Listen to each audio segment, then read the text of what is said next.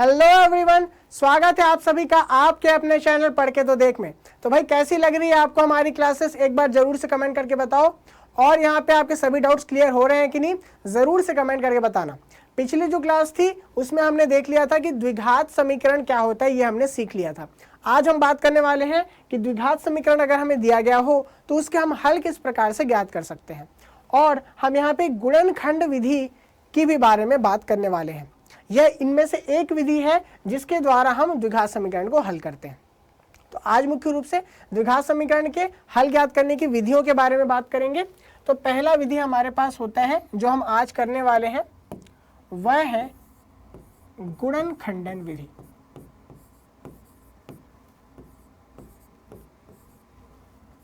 आज पढ़ने वाले हैं गुणनखंडन विधि के बारे में, ठीक है।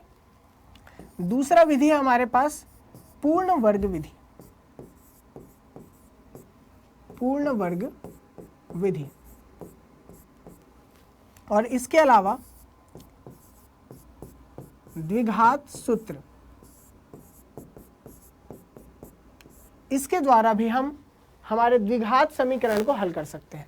यह जो द्विघात सूत्र है, इस सूत्र को बताया था श्रीधराचार्य ने।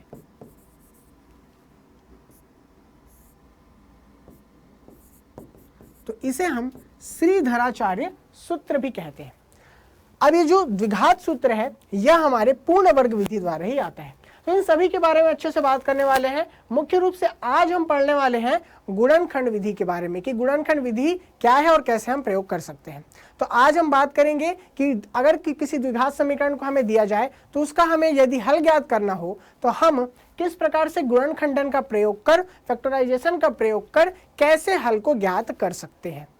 अब यहाँ पे यदि मेरे पास कोई एक द्विघात समीकरण दिया गया हो, ax का वर्ग धन bx धन c बराबर 0, ये मेरे पास एक द्विघात समीकरण दिया गया है।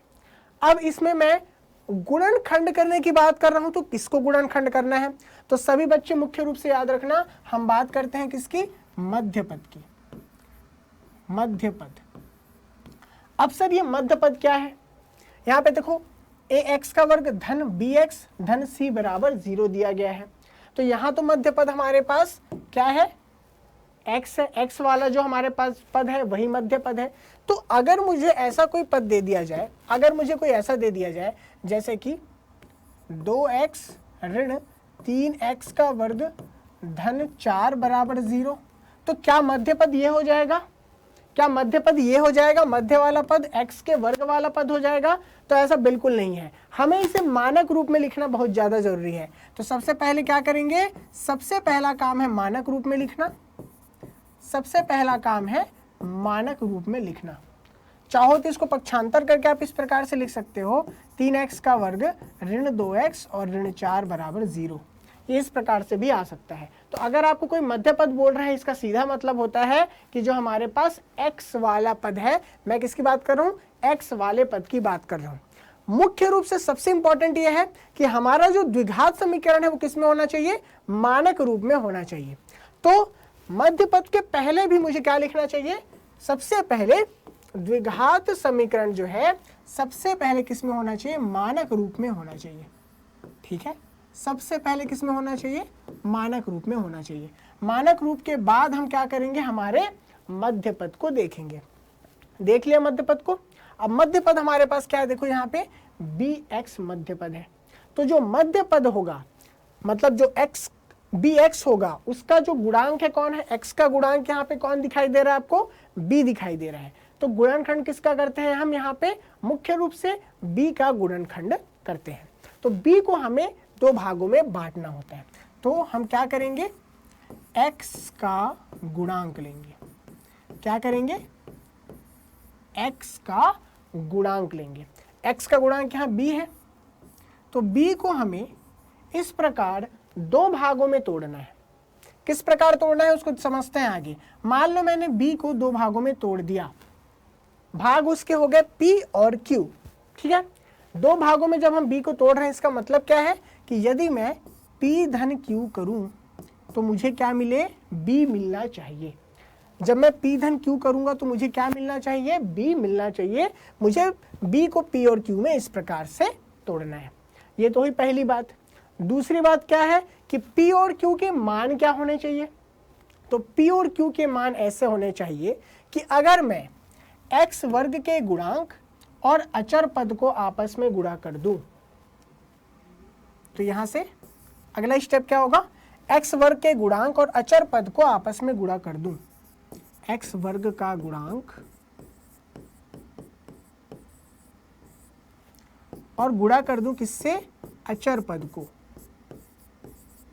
इसका मतलब क्या है, यहाँ पे x वर्ग का गुणांक देखो क्या है, a है, और अचर पद कौन है, c है।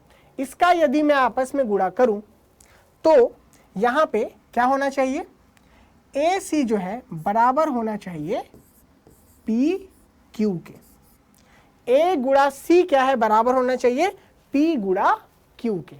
किस प्रकार से हमें B को तोड़ना है कि A गुणा C बराबर होना चाहिए किसके, P गुणा Q के। अगर A गुणा C बराबर हो गया P गुणा Q के तो आपका जो द्विघात समीकरण है बहुत आसानी से गुणनखंडित हो जाएगा। तो यहां से हम क्या कर सकते हैं, यहां से हम इसको दर्शा देते हैं P धन Q जो है बराबर होना चाहिए B के। एक पॉइंट तो ये हो गया हमारा। दूसरा पॉइंट क्या है कि A गुणा C जो है बराबर होना चाहिए P गुणा Q के। ठीक है, तो ये हमारा क्या हो गया, दूसरा पॉइंट हो गया।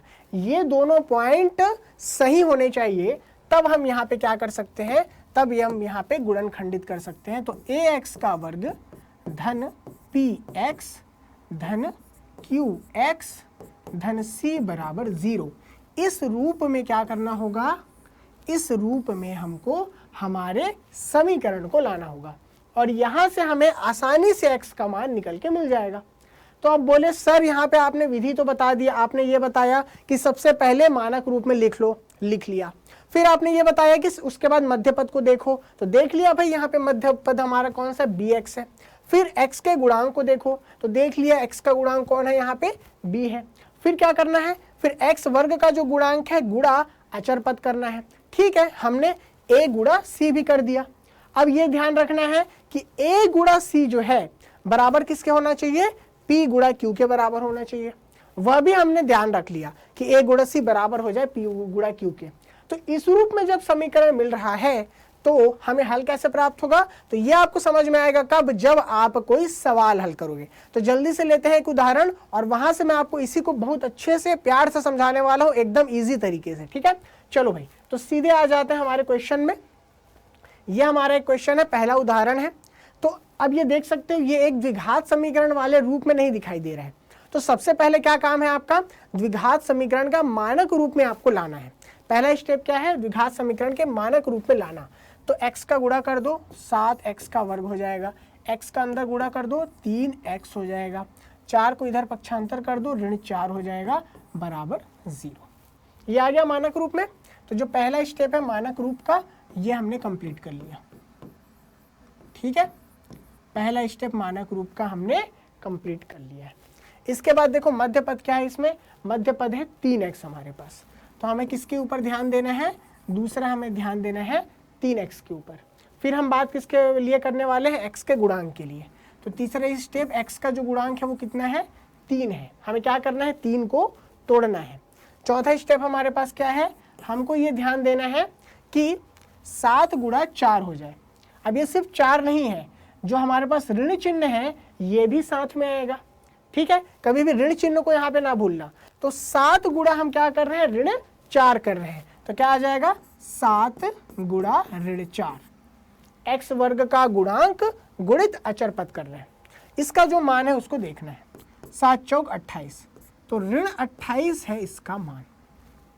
अब हमें 3 को इस प्रकार से तोड़ना है, 3 को इस प्रकार से तोड़ना है कि हमें क्या मिल जाए, ऋण 28 मिल जाए। तो देखो भाई 3 को किस प्रकार से तोड़ सकते हैं, 7 गुणा ऋण 4 करने पे कितना मिल रहा है, ऋण 28 मिल रहा है। ध्यान से 7 और 4 को देखो, ध्यान से देखना। अगर मैं 3 को 2 भागों में तोड़ दूं, 7 और ऋण 4 में, तो एक बात आपको समझ में आएगा कि 7 धन ऋण 4 अगर आप करोगे 7 धन ऋण 4, ठीक है, क्या मिल रहा है, देखो आपको 3 मिल रहा है, 4 के साथ ऋणात्मक चिन्ह है, तो इसलिए आपको क्या मिल जाएगा, 3 मिल जाएगा। मतलब इसको आप 2 भागों में इस प्रकार से तोड़ सकते हो।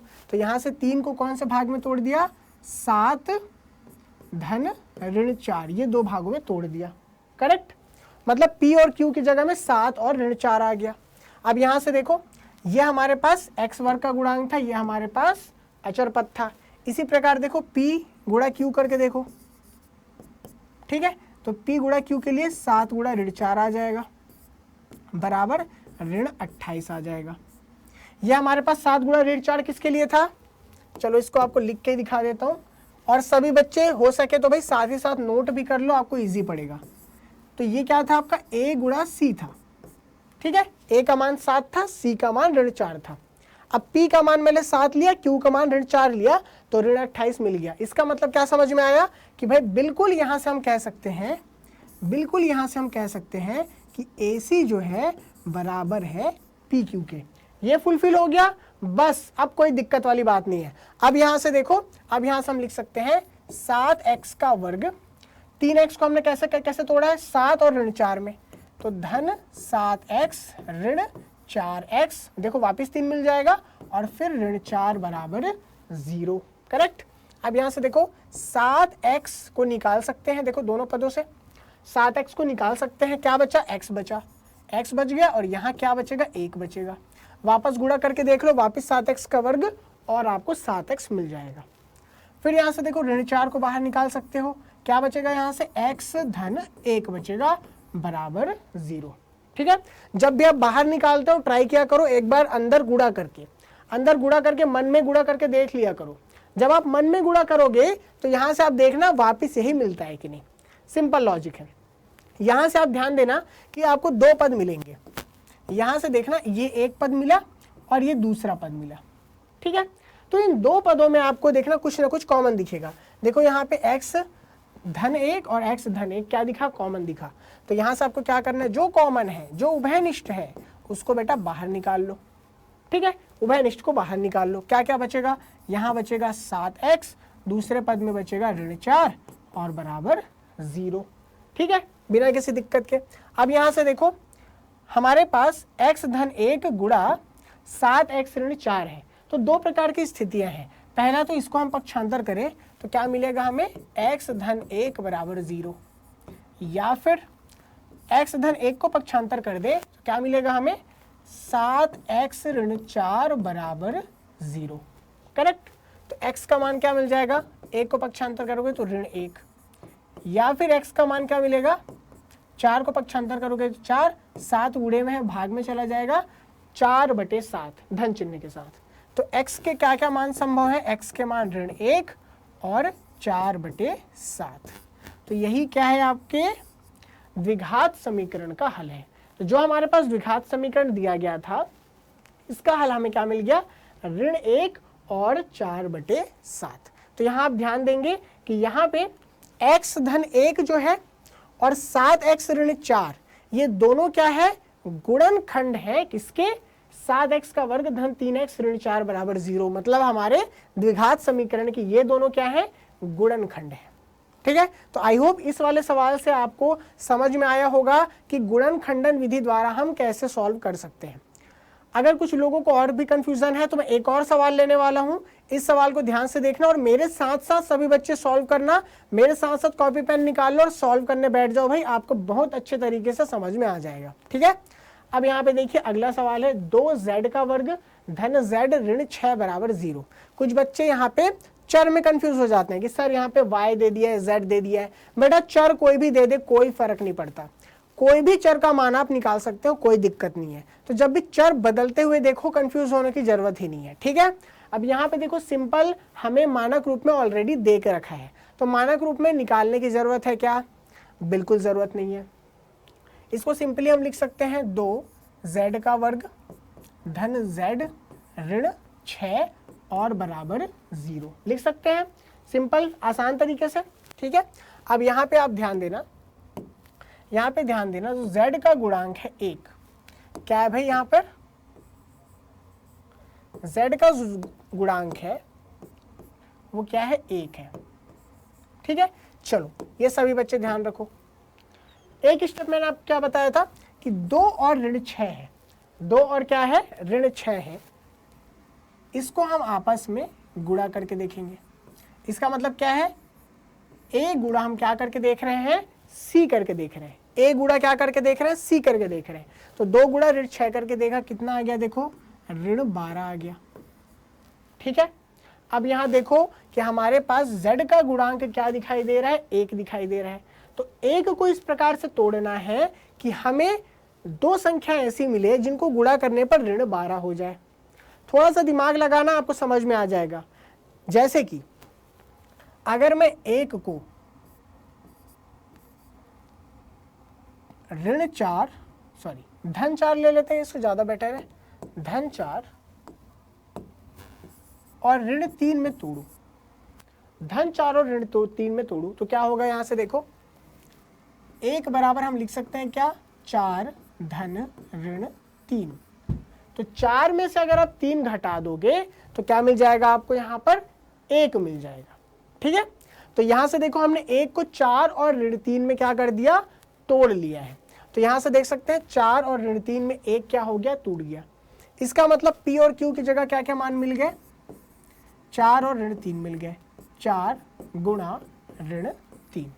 ठीक है, अब यहां से ऋण चिन्ह है, ठीक है भाई, ऋण चिन्ह को लिख लेते हैं, और 4 गुणा 3 मतलब 12, 4 तिया 12। अब जैसे मैं स्टार्टिंग में बोल गया था कि यहाँ पे ऋण 4 ले लेते हैं, बेटा ऋण 4 क्यों नहीं ले सकते, सोचो जरा। अगर आपने ऋण 4 लिया, चलो भाई ऋण 4 मैंने ले लिया और मैंने धन 3 ले लिया, तो ऋण 4 और धन 3 क्या मिलेगा, देखो ऋण 1 मिलेगा। हमको क्या चाहिए, हमको 1 चाहिए।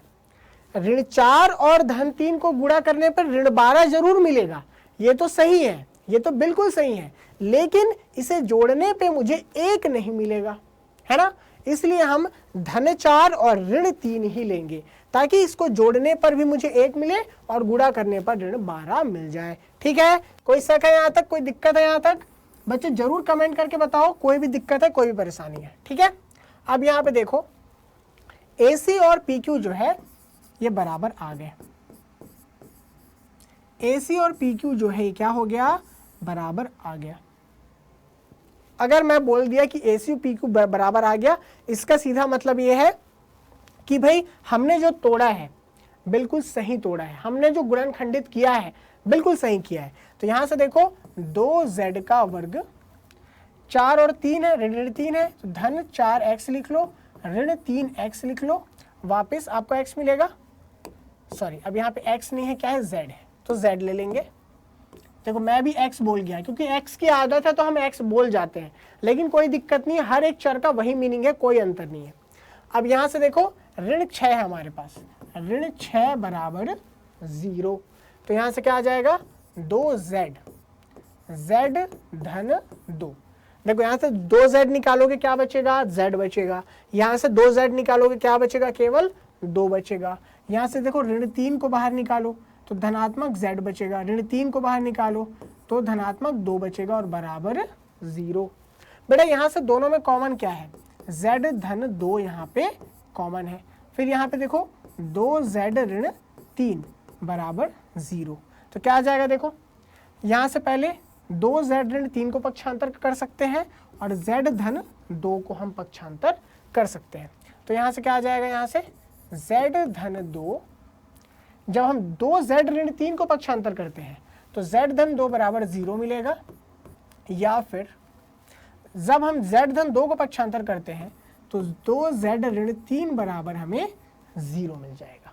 करेक्ट, तो यहाँ से देख सकते हैं z बराबर ऋण 2 या फिर z बराबर 3/2 हमें मिलेगा। तो z के 2 मान क्या क्या मिल रहे हैं, ऋण 2 मिल रहा है और 3/2 हमें यहाँ पर देखने को मिल रहा है। करेक्ट, तो z के यहाँ पे 2 मान हमें देखने को मिले, तो कि ऋण 2 और 3/2। सिंपली हमने यहाँ पे क्या किया था, हमने बस ये किया था कि मध्य पद को तोड़ने का तरीका देखा था। किस प्रकार से तोड़ना था कि भाई 2 और 6 को, 2 और ऋण 6 को जब हम गुणा कर रहे हैं तो ऋण 12 आ रहा है, तो 1 को भी ऐसे तोड़ना था कि गुणा करने पर ऋण 12 मिले। तो तो हमने 4 और ऋण 3 में क्या कर दिया था, उसे तोड़ दिया था। तो 4 तिया 12 होता है, तो ऋण चिन्ह के साथ 12 आ जाएगा। तो हमें क्या करना होता है, सिंपली जो दो उदाहरण मैंने बताए दोनों को ध्यान से देखो। पहला उदाहरण तो आपके लिए काफी सिंपल था, क्योंकि 7 और ऋण 4 यहाँ पे ऑलरेडी था।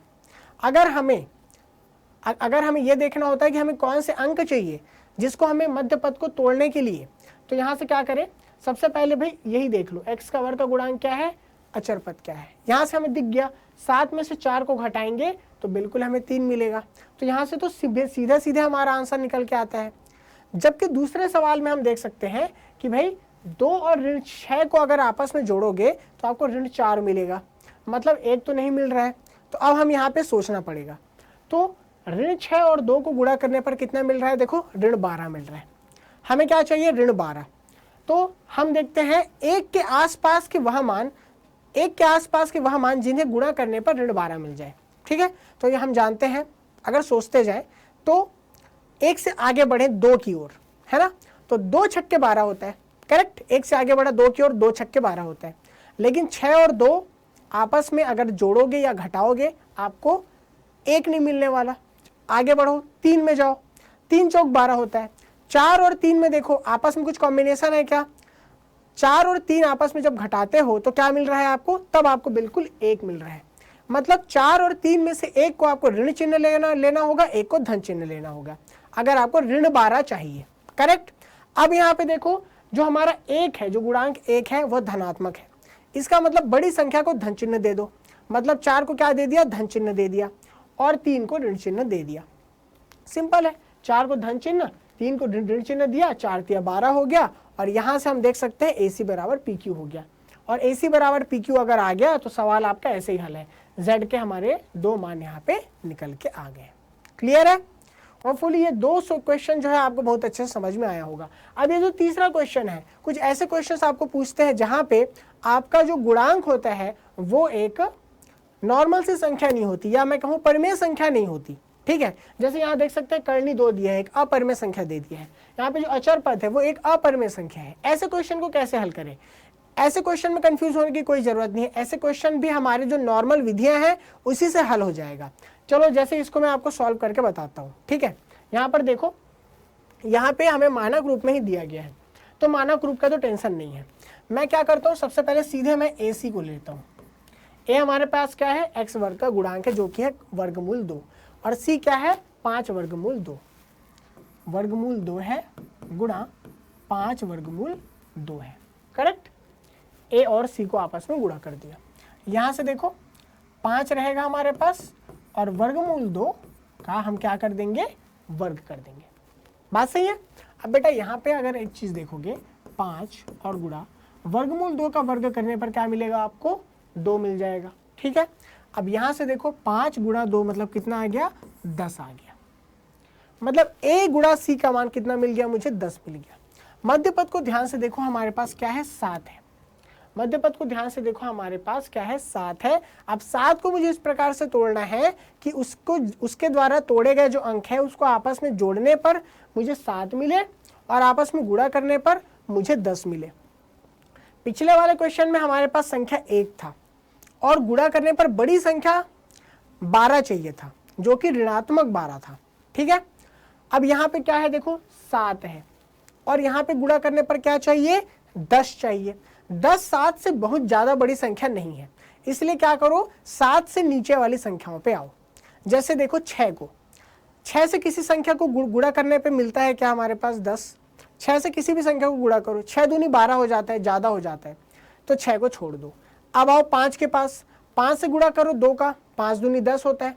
सिंपल है ये तो भाई हम सिंपली ये कह सकते हैं कि 7 को हम क्या कर सकते हैं, 5 और 2 में विभाजित कर सकते हैं। 7 को हमने क्या किया, 5 और 2 में विभाजित कर दिया।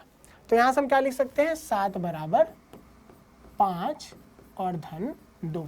इस प्रकार से हमने विभाजित किया। तो P का मान 5 और Q का मान 2 हमने लिया, तो बराबर क्या हो जाएगा, 5 दूनी 10। क्लियर है, कितना हो जाएगा, 5 दूनी 10। इसका मीनिंग ये है कि भाई मेरा जो AC है वह बराबर आ गया किसके, PQ के। अगर ये बराबर आ गया तो फिर कोई डाउट नहीं बचता। यहाँ पे सिंपली हम क्या करेंगे, वर्गमूल 2 x का वर्ग, 7x है उसको 5x और 2x में तोड़ लिया और फिर क्या बचा, 5 वर्गमूल 2 बराबर 0। करेक्ट। अब यहाँ से देखो, ध्यान से देखना, यहाँ पे क्या हमें कोई बाहर आते हुए दिख रहा है, कोई कॉमन दिख रहा है, उभयनिष्ठ। इन दोनों पदों से केवल x उभयनिष्ठ है तो वर्गमूल 2x बचेगा यहाँ पे और धन यहाँ से केवल 5 बचेगा। यहाँ पे ध्यान दो, ये जो 2 पद हमें दिखाई दे रहे हैं इसमें 2x है और 5 वर्गमूल 2 है, तो यहाँ पे क्या कॉमन हो सकता है बेटा, वर्गमूल 2 कॉमन हो सकता है। जिन बच्चों को कंफ्यूजन है मैं बता दूं, 2 को मैं कैसे लिख सकता हूँ, वर्गमूल 2 का वर्ग भी तो लिख सकता हूँ, 2 को मैं वर्गमूल 2 का वर्ग लिख सकता हूँ गुणा x धन 5 वर्गमूल 2 बराबर 0 के। करेक्ट। अब यहाँ से देखो x कॉमन बाहर था, वर्गमूल 2x और धन 5 था। अब यहाँ से देखो वर्गमूल 2 वर्गमूल 2 दोनों को हम बाहर निकाल सकते हैं, वर्गमूल 2 को हमने बाहर निकाल दिया। अब यहाँ से क्या बचा, वर्गमूल 2x, तो वर्गमूल 2x और फिर धन 5 बराबर 0। तो यहाँ से देखो वर्गमूल 2x धन 5 और यहाँ वर्गमूल 2x धन 5, दोनों में देख सकते हो उभयनिष्ठ है। इन दोनों को आप क्या कर सकते हो, लिख सकते हो। ये दोनों क्या हो जाएंगे, बाहर आ जाएंगे। क्या क्या बचेगा, x बचेगा और वर्गमूल में 2 बचेगा बराबर 0 बच जाएगा। यहाँ से देख सकते हो, इसको पक्षांतर अगर कर दिया पहले तो वर्गमूल 2x धन 5 बराबर 0, या फिर जब इसको पक्षांतर किया तो x धन वर्गमूल 2 बराबर 0। ठीक है। तो यहाँ से क्या आ जाएगा, x बराबर ऋण 5 बटे में वर्गमूल 2 आ जाएगा हमारे पास। ठीक है। और या फिर हम कह सकते हैं x बराबर, यहाँ से हमारे पास क्या आ जाएगा, ऋण चिन्ह के साथ वर्गमूल 2। ठीक है। तो यहाँ से हम देख सकते हैं x के 2 मान निकल के आ रहे हैं, ऋण 5 बटे वर्गमूल 2 और ऋण वर्गमूल 2। तो भाई x के ये 2 मान हमें मिल रहे हैं, यही 2 मान हमारे क्या हैं, द्विघात समीकरण का हल है। ठीक है। तो आई होप आपको तीनों क्वेश्चन समझ में आए होंगे और मध्य पद को हम किस प्रकार से तोड़ सकते हैं, कैसे हम AC बराबर PQ ला सकते हैं, यह आप सभी बच्चों को अच्छे से समझ में आ गया होगा। तो भाई जो गुणन खंडन विधि थी वो यही तक था। 3 क्वेश्चन मैंने कराया, खुद से भी आप क्वेश्चन करो और कोई सवाल अगर ना बने तो तुरंत व्हाट्सएप ग्रुप में मैसेज कर दो, टेलीग्राम ग्रुप में मैसेज कर दो, जहां भी आप कनेक्ट कर सकते हो वहां मैसेज कर दो, कोई दिक्कत वाली बात नहीं है। ठीक है। ये हमारे पास है पूर्ण वर्ग विधि जो हम अगली क्लास में पढ़ेंगे। साथ ही साथ जो बच्चे इंस्टाग्राम में जुड़ना चाहते हैं, ये मेरे पास मेरी इंस्टाग्राम आईडी है,